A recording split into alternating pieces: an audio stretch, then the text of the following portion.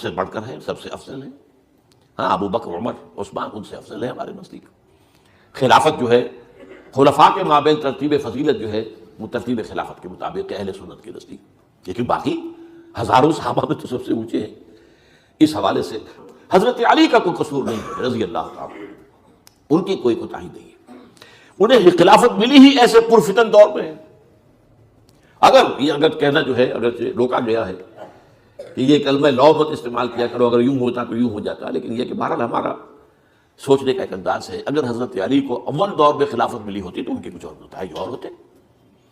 اب یہ پرفتن دور کے اندر خلافت ملی، خانہ جنگی ہو رہی ہے، اور جو حالات میں نے آپ کو بتائے ہیں، ظاہر بات ہے کہ وہ دور جتنا نہ ذرائع آمد و رفت ایسے تھے، نہ ذرائع مواصلات ایسے تھے، نہ کمیونیکیشنز ایسی تھیں، وہ تو یوں سمجھیے کہ دارالخلافہ کے اندر کے حالات جو ہیں بس وہیں پر فیصلہ ہو رہا تھا۔ یا پہلے مدینے میں ہوا، حضرت عثمان شہید ہوئے، اور یا